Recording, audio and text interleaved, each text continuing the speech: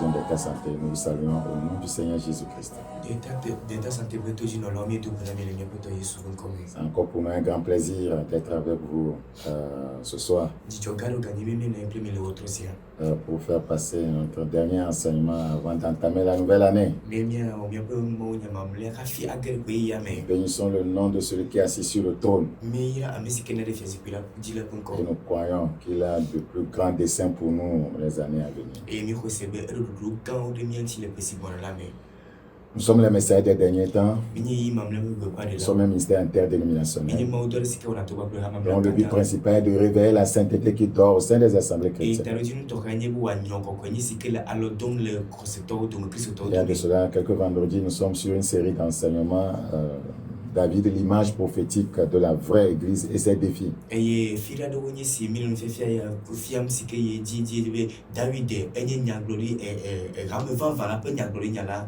Et ses défis. Nous allons prier pour continuer. Père Saint, nous te disons merci. C'est encore pour nous un grand privilège de parler à ce peuple. Que ta parole soit esprit et vie et qu'elle rapproche des multitudes davantage à toi et qu'elle suscite le réveil et la restauration. Merci pour cette grâce. Au nom de Jésus-Christ. Amen. Zacharie chapitre 12. Notre texte de base, Zacharie chapitre 12, le verset 8. Zacharie chapitre 12. Le verset 8. En ce jour-là, l'Éternel protégera les habitants de Jérusalem. Et le faible parmi eux sera dans ce jour comme David. Comme l'ange de l'Éternel devant eux. Le verset 9. En ce jour-là, je m'efforcerai de détruire toutes les nations qui viendront contre Jérusalem.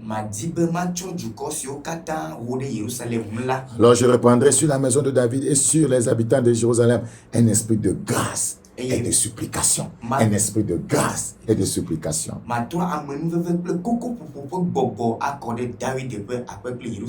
Le Seigneur veut que sa maison, voyez, soit comme Dieu.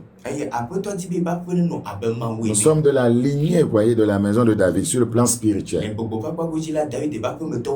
Et la Bible dit la maison de David sera comme Dieu. Nous avons parlé de la similitude entre la vraie église et le roi David. Nous avons dit que David était une lampe et l'église du Seigneur appelait à être une lampe, une lumière.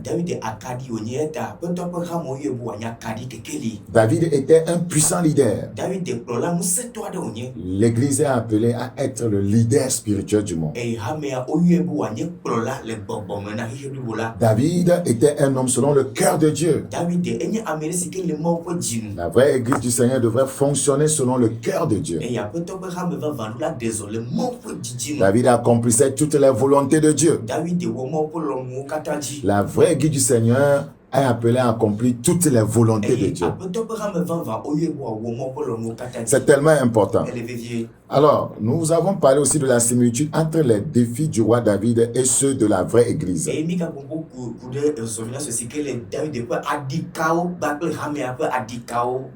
Il y a une similitude entre les défis du roi David et ceux de la vraie église.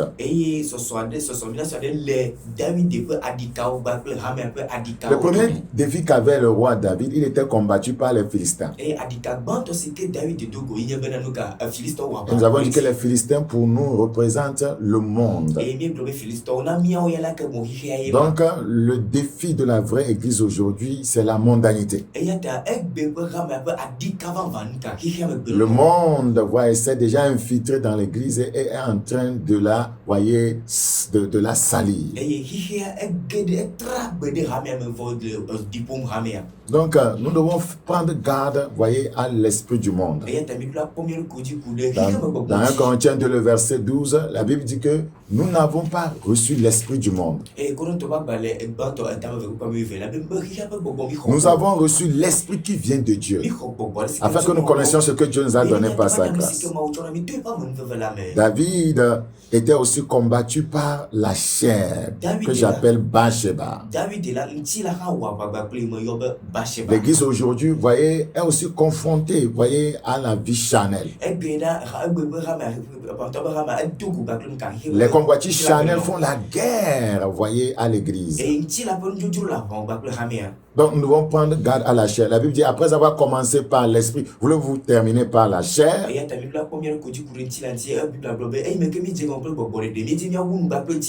La chair a vaincu David. Bathsheba a vaincu David. Vous voyez, l'église aujourd'hui est en train d'être malmenée par la chair.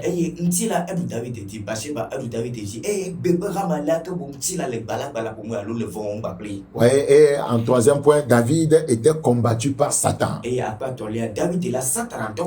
L'église d'aujourd'hui est combattue par Satan.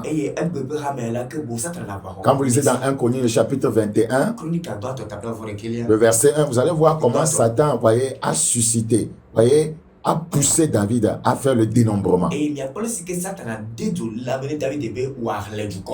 quand il a commis cette erreur, des multitudes étaient tombées en Israël. Et c'est la même chose qu'il est en train de faire aujourd'hui. C'est lui qui avait, voyez, incité, voyez, Judas à aller trahir Jésus. Donc il continue à travailler. C'est lui qui inspirait, voyez, Pierre à dire à Christ de ne pas aller à la croix. Donc Satan continue à travailler, à inspirer, voyez, les enfants de Dieu, afin qu'ils puissent, voyez, s'éloigner, voyez, des préceptes de Dieu. Donc Satan a réussi, il a vaincu Satan, Satan a vaincu le roi David ici. Et cela a engendré beaucoup de dégâts. Donc ces trois choses, les Philistins, le monde, Bathsheba, la chair, oui, et Satan combattent puissamment l'église du Seigneur. Donc nous devons tirer des leçons, voyez, de ce qui est arrivé au roi David, afin de ne pas tomber dans les mêmes égarements. La Bible dit dans 2 Corinthiens chapitre 11, 2 Corinthiens chapitre 11, 2 Corinthiens chapitre 11, le verset 3. Toutefois, de même que le serpent séduisit Ève par sa ruse, je crains que vos pensées ne se corrompent et ne se détournent de la simplicité à l'égard de Christ.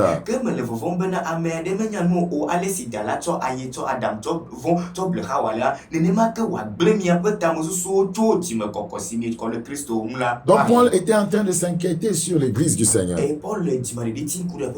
Qu'il craint, voyez, que Satan ne les corrompe et ne les détourne de la simplicité à l'égard de Christ. Donc l'église d'aujourd'hui doit savoir qu'elle est véritablement engagée dans un combat, voyez, sans merci contre le diable. Satan pourra réussir à accomplir ses desseins et à instaurer, voyez, son autorité, son pouvoir. Il utilise les hommes.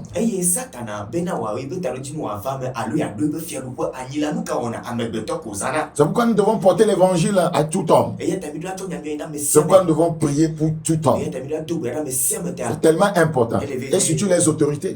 Ici, Satan est passé par l'autorité de la nation, qui est le roi David. Voyez ici, voyez, la tête est vaincue. Voyez, ceux qui suivent seront vaincus. Et c'est comme ça, ils cherchent, voyez, les leaders de l'église aujourd'hui. Il sait que s'il arrive à les avoir, il va vaincre l'église. Donc, je lance un appel à tous leaders, voyez, dans le Seigneur, de pouvoir, voyez, se réveiller et s'engager de nouveau, voyez, dans la poursuite de la vie de justice et de sainteté. Et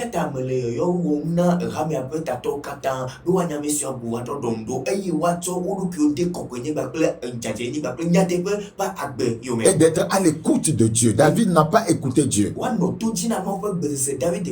Si David avait écouté Dieu, il n'allait pas commettre cette erreur. Donc les Philistins, c'est-à-dire, voyez, le monde, les femmes du riz, la chair, Satan, les traîtres, les rebelles, assaillent la vraie église. David avait pratiquement tout perdu. Le feu, le trône. Mais il va poser des actes qui vont pousser Dieu à le restaurer. Aujourd'hui encore, Dieu veut restaurer son église. Son église, voyez, pratiquement vaincu. Comme David avait été restauré, Dieu veut restaurer son église, restaurer son peuple et le réhabiliter sur le plan spirituel.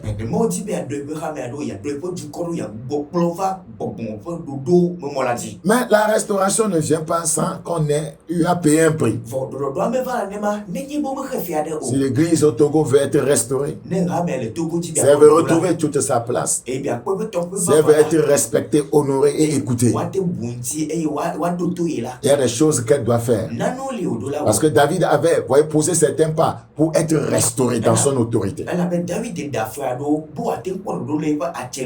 Il avait perdu le feu parce que le péché avait tué le feu.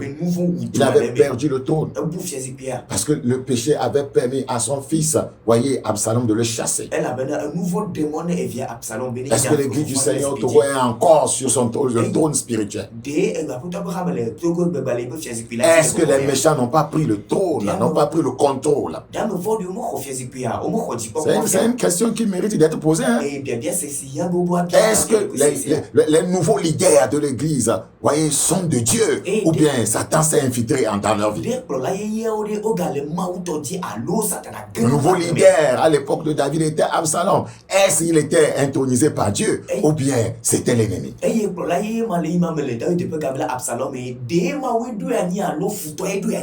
Lorsque Absalom a pris le trône, le premier signe qui va montrer en Israël, c'est coucher avec toutes les femmes et les concubines, voyez, de son père, le roi David, et ce publiquement, l'immoralité. Il a sonné la trompette pour l'immoralité.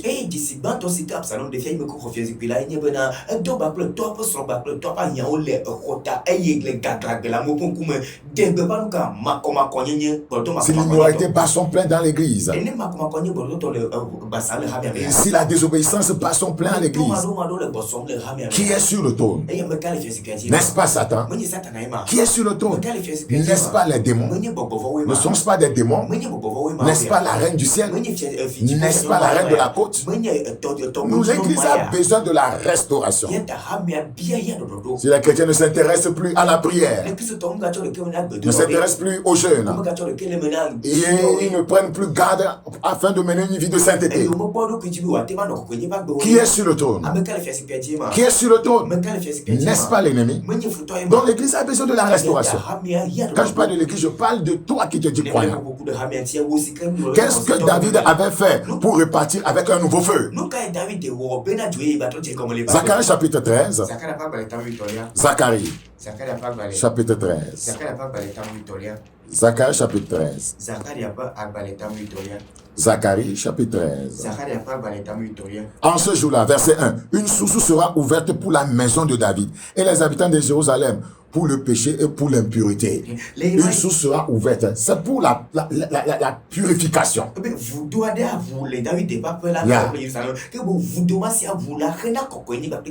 source sera ouverte pour la maison de David. La maison de David qui a corrompu ses voies. L'église qui a corrompu ses voies. Il y a une source qui est ouverte maintenant. Le but de cette source est de purifier et d'enlever l'impureté, le péché. Donc pour être restauré, David a dû se repentir. Regardez rapidement dans 2 Chroniques chapitre 21. 2 Chroniques chapitre 21. 2 Chroniques chapitre 21, le verset 7. 2 Chroniques chapitre 21, le verset 7. Mais l'Éternel ne voulut point détruire la maison de David. L'église ne sera pas détruite.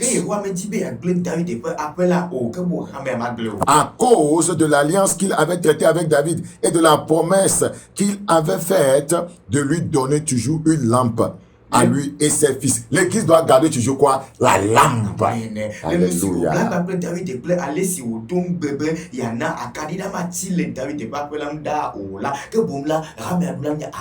lampe de l'église ne doit pas s'éteindre. La lampe de l'église ne doit pas s'éteindre. Il y a quelque chose que l'église est appelée à faire pour, voyez, que cette lampe ne s'éteigne pas. C'est très important. Et c'est ce que nous sommes appelés à faire. Et le Seigneur va nous accorder la grâce de le faire au nom de Jésus. Dans Psaume 51, dans le premier pas qui conduit à la restauration, c'est la repentance. Nous sommes dans Psaume 51. Psaume 51. À l'orée de cette nouvelle année, l'Église du Seigneur doit se repentir. Les enfants de Dieu doivent faire leur bilan spirituel et se repentir sincèrement. Et Psaume 51, le verset 4. Psaume chapitre 51, le verset 4. Lave-moi complètement de mon iniquité et purifie-moi de mon péché. La repentance. La repentance, c'est le premier pas que nous sommes appelés à faire pour, voyez, espérer une quelconque restauration. Quand je reconnais mes transgressions, c'est le roi David qui parle, et mon péché est constamment devant moi. Donc David, nous le comparons à l'église du Seigneur d'aujourd'hui. Donc David s'est repenti, l'église aussi doit se repentir si elle veut être restaurée comme le roi David.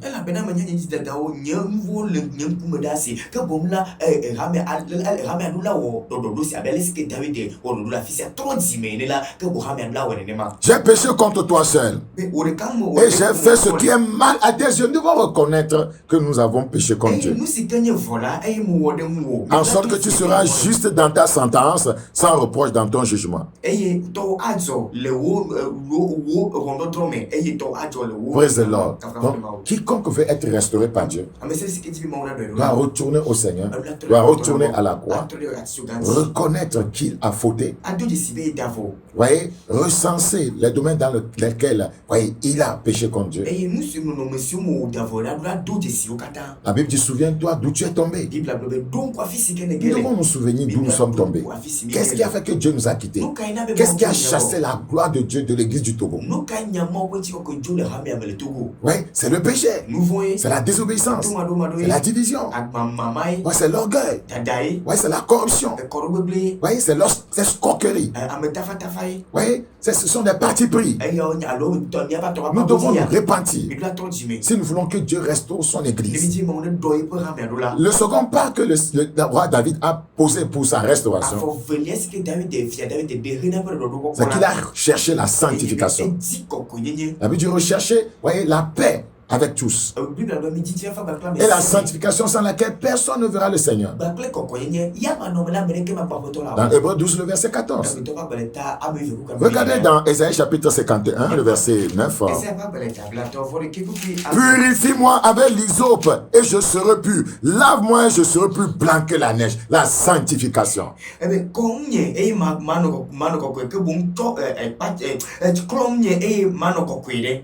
Il a recherché la sanctification. La sanctification, c'est le contraire du péché. La Bible dit, heureux ceux qui ont le cœur pur, car ils verront Dieu. Matthieu 5, 8. L'église du Seigneur veut-elle, voyez, entrer dans le bonheur de Dieu? Heureux ceux qui ont le cœur pur. C'est le cœur pur qui va amener Dieu à nous faire jouir de toutes ses grâces. Nous ne pouvons plus continuer sur le chemin du péché et espérer, voyez, une quelconque grâce de la part du Seigneur. Il dit au verset 12 de Psaume 51, oh Dieu, crée en moi un cœur pur, renouvelle en moi un esprit bien disposé, un cœur pur. Donc le premier pas à poser pour la restauration, se repentir de tous ses péchés conscients et inconscients, de rechercher la sanctification. Si vous êtes sanctifié, vous verrez Dieu. Vous verrez Dieu dans tous les domaines de votre vie. Vous verrez Dieu, voyez, dans votre relation, voyez, avec lui. Vous verrez Dieu dans vos affaires. Vous verrez Dieu dans votre foyer.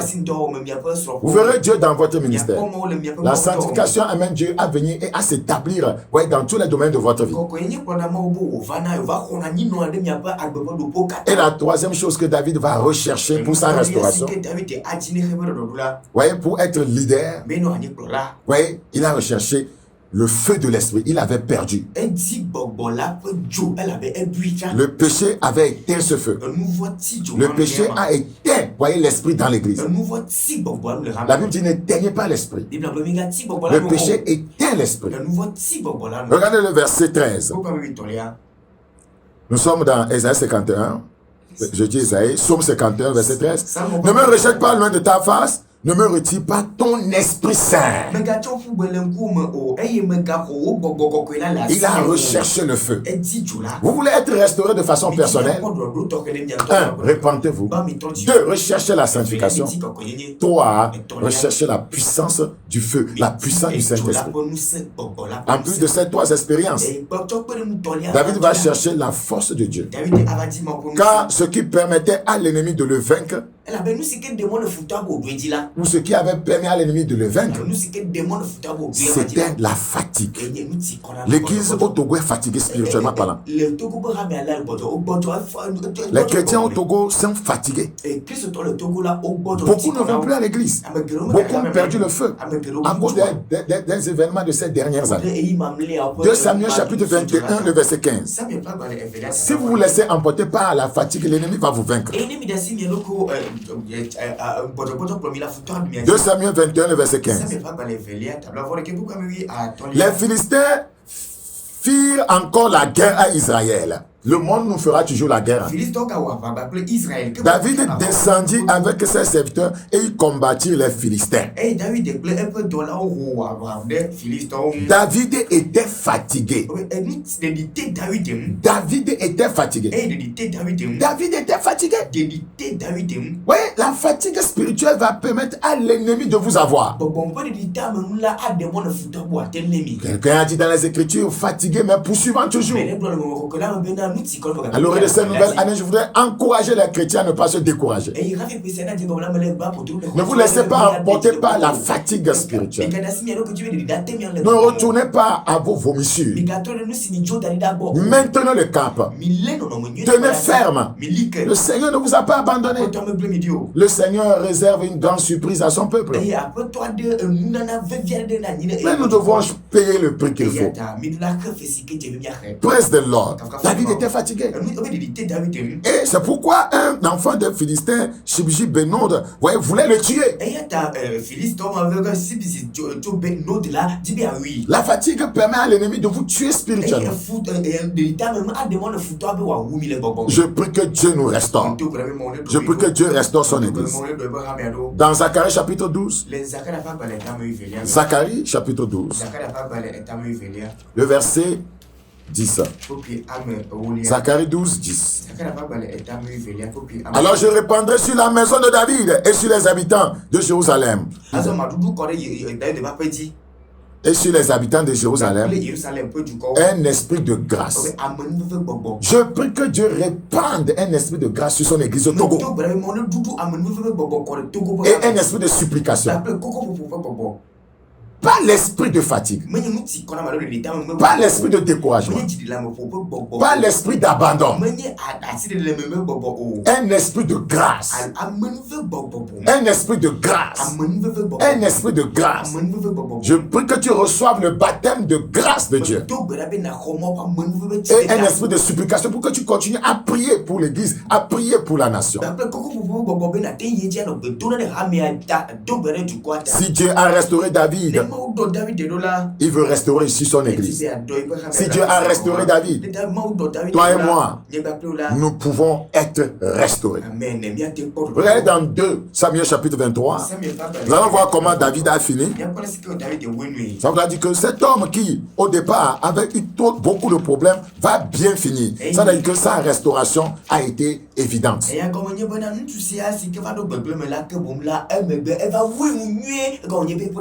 2 Samuel chapitre 23, le verset 1 à 5.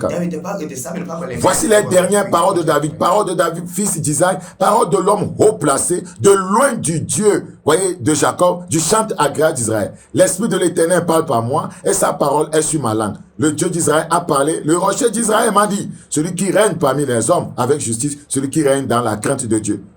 Est pareil à la lumière du matin, quand le soleil brille, et que la matinée est sans nuage. Ses rayons après la pluie font sortir de la terre la verdure. N'en est-il pas ainsi de ma maison devant Dieu, puisqu'il a fait avec moi une alliance éternelle, en tout point bien réglé et offrant pleine sécurité? Ne fera-t-il pas jamais tout mon salut et tous mes désirs? David avait tout réglé avec Dieu. Et il est mort comme un homme haut placé, un loin de Dieu, un chanteur agréable. Il a bien terminé. Ça veut dire qu'il a été restauré. Il dit, l'Esprit de l'Éternel parle par moi. La puissance de Dieu était de nouveau sur lui. Et la parole de Dieu était sur ça là. Dieu veut relever l'église de la descendance de David. Dieu veut relever l'église qui est de la descendance de David. Amos chapitre 9, le verset 11 pour m'arrêter. Amos chapitre 9, le verset 11. Amos chapitre 9, le verset 11. En ce temps-là, je relèverai de sa chute la maison de David. Dieu veut relever l'église de sa chute. Je relèverai de sa chute la maison de David. J'en réparerai les brèches que nous avons, voyez, faites, et l'ennemi est entré. Dieu veut les réparer. J'en redresserai les ruines et je la rebâtirai comme elle était autrefois. Dieu veut te rebâtir spirituellement comme tu étais autrefois. À l'orée de cette nouvelle année, je ne te souhaite rien. Les souhaits sont des souhaits, mais la prière peut engendrer des miracles. Ma prière, c'est que Dieu te restaure, qui répare les brèches dans ta vie, qui te redresse, qui te rebâtisse spirituellement, comme il a rebâti David. Que Dieu rebâtisse son église, que Dieu rebâtisse les hommes de Dieu, afin que l'année qui s'annonce, que nous puissions, par nos vies, par nos ministères, glorifier le nom du Seigneur, et que notre pays puisse être à nouveau visité par Dieu. Que Dieu vous bénisse. C'était votre serviteur Bakoyas.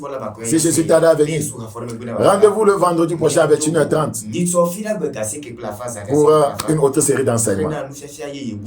Portez-vous bien. Que la grâce du Seigneur soit sur vous. Gardez le cap. Gardez le cap. Moi je vous dis au revoir. Bye bye.